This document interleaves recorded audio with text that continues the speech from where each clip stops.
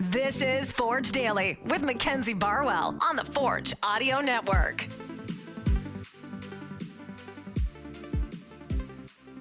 Forge fans, welcome back. Today is June 8th, 2023. I'm your Forge Daily host, Mackenzie Barwell, here to give you all the day-to-day info.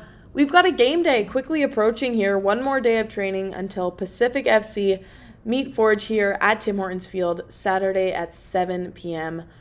Forge FC back out this morning for their regularly scheduled session. The smoke wasn't as bad, luckily, but coaches definitely still weary of the air quality.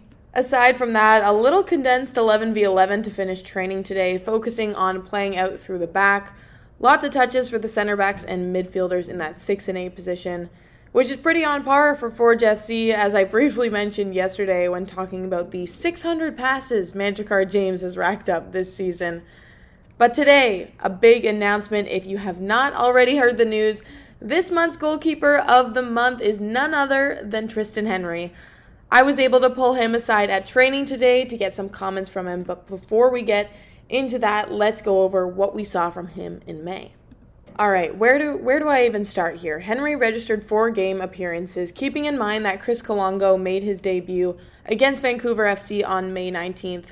Over the course of those 4 games for Triston Henry, he collected 2 clean sheets versus Atletico Ottawa and York United, 17 total saves, 8 of them being from that Ottawa matchup, and 3 total wins.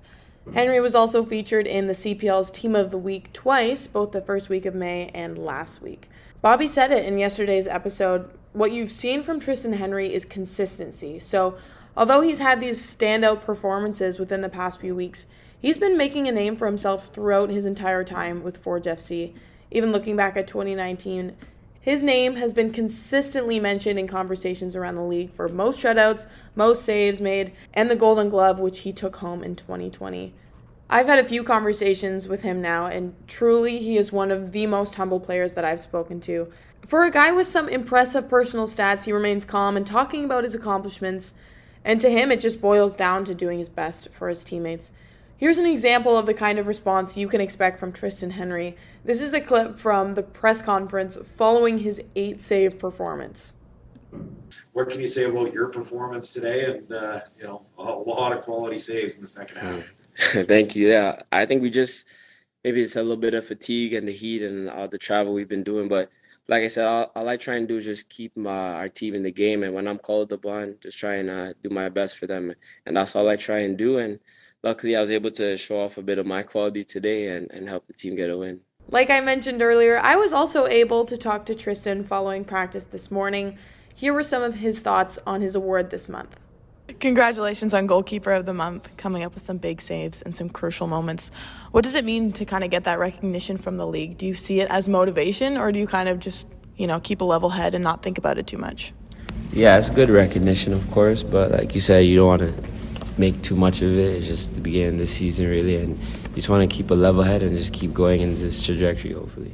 What role do your teammates play into these kinds of accomplishments, and how do they contribute to your performance in high-pressure situations? Yeah, it's a lot, because it's not just me. It's 10 guys in front of me helping me defend. And, of course, sometimes it comes down to me as the last guy, but we defend as a team. And my job is just trying to help the team as much as I can, try to keep the ball out the net.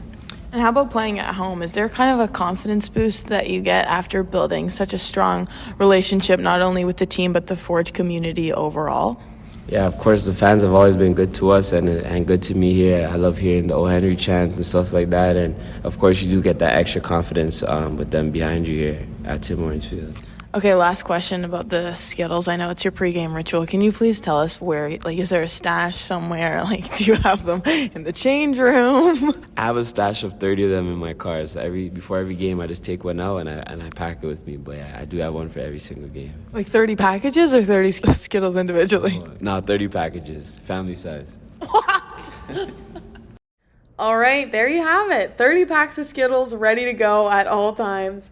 That will wrap up today's episode of Forge Daily. Tomorrow, we will talk about what to expect on Saturday and get some player perspectives on the Pacific FC matchup. Thanks so much for listening, and I will talk to you then. This has been Forge Daily with Mackenzie Barwell. If you like what you heard, please like, follow, subscribe, comment, and share.